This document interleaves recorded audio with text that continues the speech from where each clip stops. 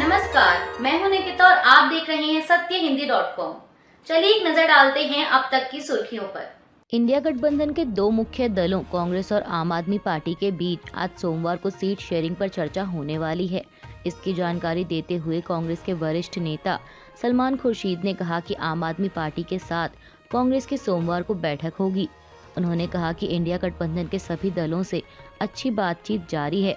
गौरतलब है कि कांग्रेस और आम आदमी पार्टी के बीच मुख्य रूप से दिल्ली और पंजाब में सीटों के बंटवारे पर बात होनी है, लेकिन वहीं कुछ राजनीतिक विश्लेषकों का मानना है कि इन दो राज्यों के अलावा गुजरात और हरियाणा समेत कुछ अन्य राज्यों पर भी बात हो सकती है। बांग्लादेश में हिंसक घटनाओं और मुख्य विपक्षी दल द्वारा चुनाव का बहिष्कार किए जाने के बीच कल रविवार 7 जनवरी को आम चुनाव के लिए मतदान हुआ। मीडिया रिपोर्ट्स के मुताबिक प्रधानमंत्री शेख हसीना के नेतृत्व वाली अवामी लीग 2/3 बहुमत के साथ आगे चल रही है। अब तक के रुझानों के अनुसार अवामी लीग के उम्मीदवार ज्यादातर सीटों पर बढ़त बनाए हुए हैं और इसी के साथ शेख हसीना का 5वीं बार प्रधानमंत्री बनना तय हो गया है।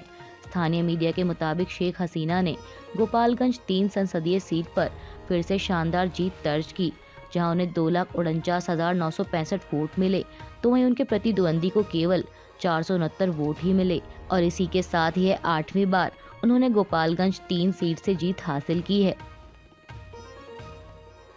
बिल्किस बानो केस में दोषियों की रिहाई को चुनौती देने वाली याचिकाओं पर आज सुप्रीम कोर्ट अपना फैसला सुनाएगा। बता दें कि गुजरात में 2002 में हुए दंगों में बिल्किस बानो के साथ गैंगरेप और उनके परिवार के 7 सदस्यों की हत्या कर दी गई थी।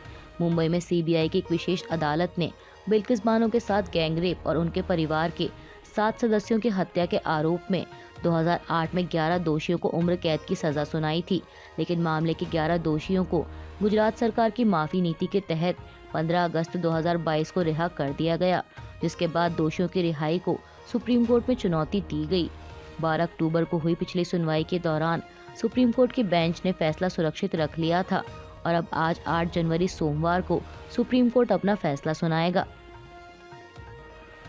इस साल हज यात्रा को लेकर भारत और सऊदी अरब के बीच हुए समझौते के अनुसार भारत से 1,75,025 लोग हज यात्रा पर जाएंगे। बता दें कि पिछले साल भी इतने ही हज यात्री गए थे।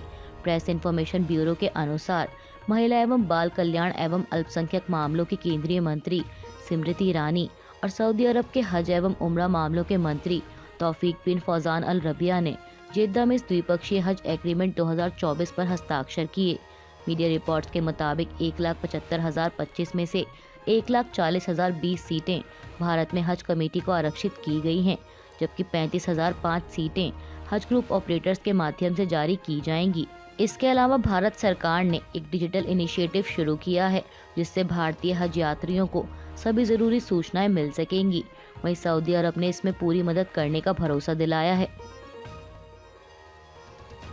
पश्चिम बंगाल के राशन घोटाला मामले में कार्रवाई करने गई ईडी की टीम पर हुए हमले को लेकर राज्यपाल सीवी आनंद बोस ने राज्य सरकार से जवाबी कार्रवाई की रिपोर्ट मांगी है। अधिकारी ने रविवार को बताया कि राज्यपाल ने राज्य सरकार से एक रिपोर्ट सौंपने का अनुरोध किया है, जिसमें उनसे पूछा गया है कि शाहजहां शेख को गिरफ्तार क्यों नहीं किया गया और यह स्पष्ट किया जाए कि क्या वह अभी भी देश में है या किसी अन्य देश में भाग गया है। इसके अलावा अधिकारी ने यह भी बताया कि राज्यपाल ने राज्य सरकार से आग्रह किया है कि कानून और व्यवस्था मशीनरी की विफलता के लिए जिम्मेदार लोगों को जवाबदेह ठहराया जाए और अपने कर्तव्यों की उपेक्षा करने वाले पुलिस अधिकारियों के खिलाफ कार्रवाई की जाए।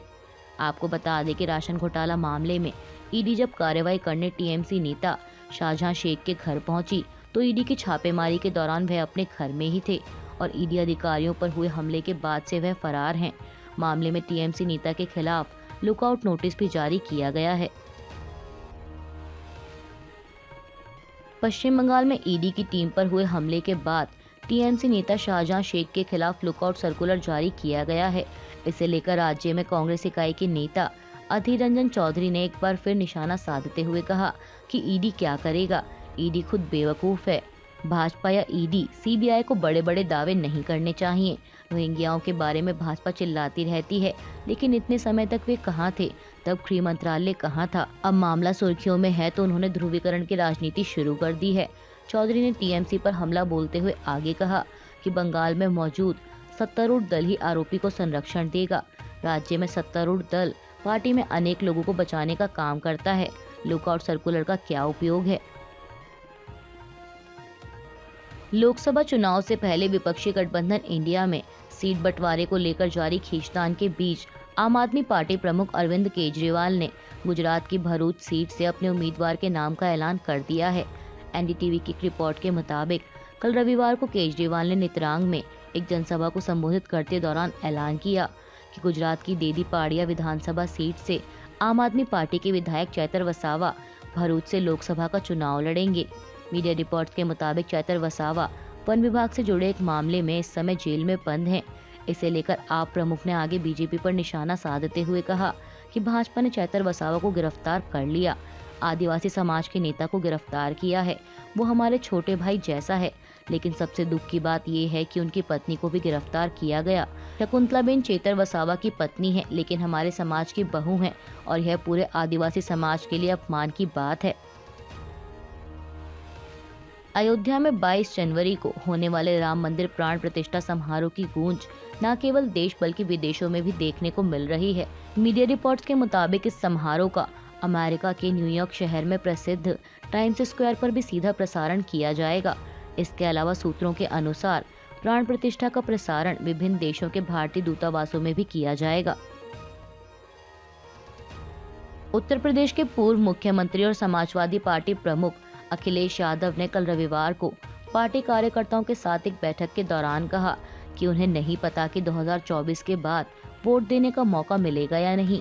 उन्होंने कहा कि मैं उम्मीद करता हूं कि जो एजेंडा सेट किया गया है उस पर मिलकर काम करेंगे, क्योंकि हम सभी 2024 में बदलाव चाहते हैं। अगर हम यह मौका हाथ से गंवाते हैं तो हम नहीं जानते कि इसके बाद वोट देने का मौका मिलेगा या नहीं, ये भी सोचना होगा। बता दें कि अखिलेश यादव की यह टिप्पणी ऐसे समय पर आई है जब इंडिया गठबंधन में सीट बंटवारे को लेकर खींचतान जारी है और कल रविवार को ही सपा प्रमुख ने कहा था कि अगर कांग्रेस की भारत जोड़ो न्याय यात्रा से पहले सभी प्रदेशों में सीट साझेदारी पर सहमति बन जाएगी तो इसके बाद वह इस यात्रा में भी शामिल होंगे। एनसीपी में दो फाड़ कर महाराष्ट्र सरकार में शामिल हुए एनसीपी नेता और राज्य के उप मुख्यमंत्री अजीत पवार ने एक बार फिर अपने चाचा शरद पवार पर निशाना साधा है। उन्होंने कल रविवार को शरद पवार की उम्र को लेकर परोक्ष रूप से हमला करते हुए कहा कि कुछ लोग 80 वर्ष से अधिक आयु होने पर भी राजनीति से रिटायर नहीं होना चाहते। अजीत पवार ने ठाणे में पार्टी कार्यकर्ताओं को संबोधित करते दौरान यह बात कही। उन्होंने कहा कि महाराष्ट्र सरकार के कर्मचारी 58 वर्ष की आयु में रिटायर होते हैं। ज्यादातर लोग 75 वर्ष की आयु होने के बाद अपने सक्रिय पेशेवर जीवन को आमतौर पर रोक देते हैं, लेकिन कुछ लोग ऐसे भी हैं जो 80 वर्ष की आयु को पार कर और अब 84 वर्ष के होने पर भी रिटायरमेंट के लिए तैयार नहीं हैं। लक्षद्वीप बनाम मालदीव विवाद बढ़ता ही जा रहा है। प्रधानमंत्री मोदी के लक्षद्वीप दौरे पर अपने ही मंत्री के अपमानजनक बयान को लेकर मालदीव सरकार घरेलू स्तर पर भी घिर गई है। दरअसल मालदीव की मंत्री मरियम शूना ने पीएम मोदी के खिलाफ आपत्तिजनक भाषा का इस्तेमाल कर एक ट्वीट पोस्ट किया था। हालांकि बाद में उन्होंने उस ट्वीट को डिलीट कर दिया, लेकिन उनके इस ट्वीट पर जहां पहले मालदीव के पूर्व राष्ट्रपति मोहम्मद नशीद ने कड़ी आपत्ति व्यक्त की, तो अब वहीं मालदीव के अन्य राजनेता भी इसकी कड़ी आलोचना कर रहे हैं। एक और पूर्व राष्ट्रपति इब्राहिम मोहम्मद सोलेह ने इसकी निंदा करते हुए एक्स पर लिखा कि भारत के खिलाफ मालदीव के सरकारी अधिकारियों द्वारा सोशल मीडिया पर नफरती भाषा इस्तेमाल किए जाने की मैं निंदा करता हूं। भारत मालदीव का हमेशा से अच्छा दोस्त रहा है और हमारे दोनों देशों के बीच सालों पुरानी दोस्ती पर नकारात्मक असर डालने वाले इस तरह के संवेदनहीन बयान देने की हमें इजाजत नहीं देनी चाहिए। वहीं मालदीव के पूर्व विदेश मंत्री अब्दुल्ला शाहिद ने कहा कि यह कृत्य निंदनीय और घृणित है। सरकार इन अधिकारियों पर कार्रवाई करे। सार्वजनिक पदों पर बैठे लोगों को मर्यादा बनाए रखनी चाहिए। प्रधानमंत्री मोदी के खिलाफ मालदीव की मंत्री द्वारा दिए गए अपमानजनक बयान को लेकर मालदीव सरकार ने बयान जारी कर अपनी सफाई भी पेश की है। बीबीसी की एक रिपोर्ट के मुताबिक रविवार को जारी बयान में कहा गया कि विदेशी नेताओं और शीर्ष व्यक्तियों के खिलाफ सोशल मीडिया प्लेटफॉर्म पर अपमानजनक टिप्पणी के बारे में मालदीव सरकार को ज्ञात है। ये विचार निजी हैं और मालदीव सरकार के नजरिए का प्रतिनिधित्व नहीं करते। बयान के अनुसार सरकार का मानना है कि बोलने की आज़ादी का बर्ताव लोकतांत्रिक और जिम्मेदार तरीके से किया जाना चाहिए ताकि इससे नफरत नकारात्मकता ना बढ़े और अंतर्राष्ट्रीय साझेदारों के साथ मालदीव के रिश्ते प्रभावित ना हों। साथ ही बयान में आगे ये भी कहा गया है कि सरकार के संबंधित विभाग ऐसे लोगों पर एक्शन लेने से हिचकेंगे नहीं जो इस तरह की अपमानजनक टिप्पणी करते हैं। प्रधानमंत्री मोदी के खिलाफ अपमानजनक भाषा का पोस्ट करने वाली मंत्री मरियम श्यूना को ऐसा करना भारी पड़ा है। खबरों के अनुसार मालदीव सरकार ने मरियम श्यूना के खिलाफ कड़ी कार्रवाई करते हुए उन्हें निलंबित कर दिया है और साथ ही इसके अलावा 2 अन्य मालशा और हसन जेहान पर भी कार्रवाई की गई है। पश्चिम बंगाल में टीएमसी नेता सत्येंद्र चौधरी की मुर्शिदाबाद में गोली मारकर हत्या कर दी गई है। मीडिया रिपोर्ट्स के मुताबिक अज्ञात बदमाशों ने कल रविवार दोपहर बहरामपुर के चलटिया इलाके में सत्येंद्र चौधरी पर हमला किया। गोली लगने के बाद गंभीर रूप से घायल सत्येंद्र चौधरी को मुर्शिदाबाद ले जाया गया, लेकिन उनकी मौत हो गई। बता दें कि सत्येंद्र चौधरी मुर्शिदाबाद में टीएमसी के जिला महासचिव थे। सत्येंद्र चौधरी कभी कांग्रेस के प्रदेश अध्यक्ष अधीर रंजन चौधरी के करीबी थे, लेकिन बाद में वह टीएमसी में चले गए थे। इंडिया अफगानिस्तान की T20 सीरीज के लिए कल रविवार 7 जनवरी को भारतीय टीम की घोषणा कर दी गई है। इसमें रोहित शर्मा और विराट कोहली की वापसी हुई है।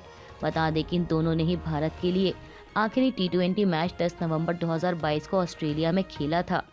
वहीं रोहित शर्मा कैप्टन और विराट कोहली के अलावा Shubman Gill, Yashasvi Jaiswal, Tilak Varma, Rinku Singh, Tejesh Sharma wicket keeper, Sanju Samson wicket keeper, Shivam Dube, W Sundar, Axar Patel, Ravi Bishnoi, Kuldeep Yadav, Arshdeep Singh, आवेश खान और मुकेश कुमार को टीम में शामिल किया गया है।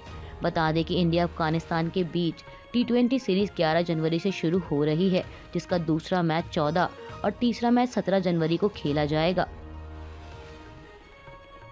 स्टॉक मार्केट आज सोमवार 8 जनवरी को फ्लैट नोट पर खुली है, जहां निफ्टी 21,750 के पास ट्रेड कर रहा है, तो वहीं सेंसेक्स 50 अंकों की मजबूती के साथ 72,000 के पार पहुंच गया है।